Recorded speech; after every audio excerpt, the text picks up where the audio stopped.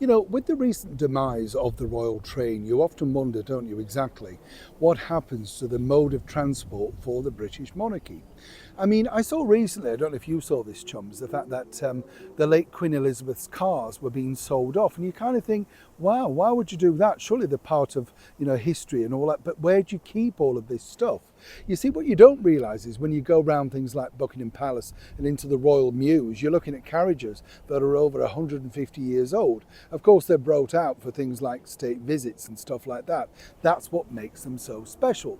But as I said, when you realise that people can now buy, say, the late Queen's former Daimler or Land Rover or something like that, it does seem quite sad, given the fact that these were things admired by people out of touch. And suddenly now they're just on the roads with you and I. Is that daft? Do you know what I mean? It does seem a little bit strange.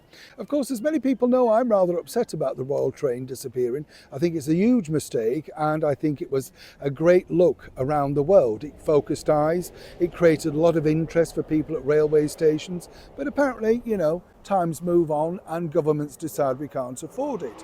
Which, when you think about it, is, well, a strange thing, because when you look back at royal travel and royal history, there was certainly one man that knew exactly how to get what he wanted without exactly paying the price. Let me explain.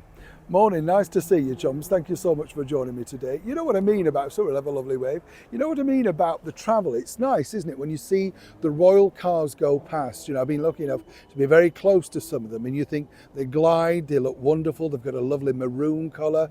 Everybody looks at them and they're the envy of what we are as, Great Britain. It goes around the world, and that's the thing, isn't it? Everybody looks at it and, there's this sort of flags on the front. That's the way it should be. Well, way back, of course, at the very start of the last century, that's right, the 19th century, well, you see, what was interesting there was we had a brand new radical Prince of Wales. Yes, soon to become Edward VII. Now, while Queen Victoria embraced the age of the golden rail travel, she was the very first monarch, in fact, to travel by train, albeit for a short period. She still preferred much to travel by, horse and cart, as it were. Well, not cart, but you know what I mean. A beautiful landau sort of thing, But that's her preferred mode. She didn't feel safe, according to records, in the motor car.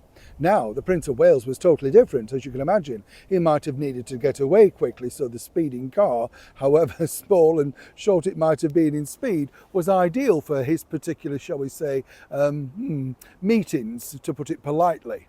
But it was him that in 1900 actually took the very first order of royal motor cars, Daimler. And what was interesting about this was, as you can imagine, they cost a lot of money. And even back then, the Daimler Car Company didn't want to give the cars away. It's not like today, of course, when you find out that Jaguar have lost, well, millions, all thanks to going woke and deciding that they're going to get rid of the core audience and put out ridiculous ads, the sort of thing. Now, when you look at it, say at Wimbledon, that's going on currently in the very heart of London, there's all those wonderful courtesy cars, but they're there to promote not just the celebrity, but of course the brand of car as well. Now, the Prince of Wales didn't really like to spend money. More importantly, he didn't have a lot of money because he'd spent all the money, right? So he couldn't go to the government and say, well, I want this because I want to get a car.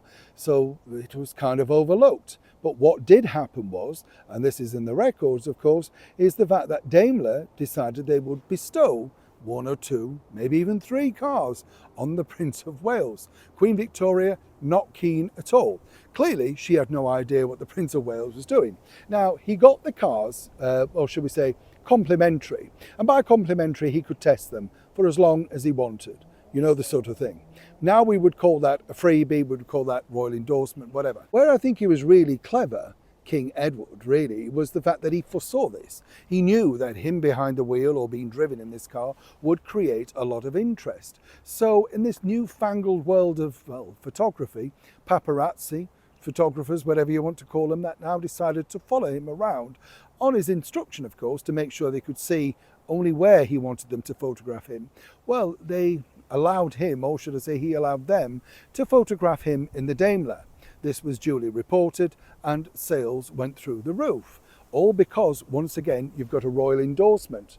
Now, whether you like that idea or not, I think it would still work today. And what's so wrong with that? A king being frugal and once again it not costing anybody anything. And just think of the acres of coverage that could happen, even if it was to happen today, particularly say to the Royal Train.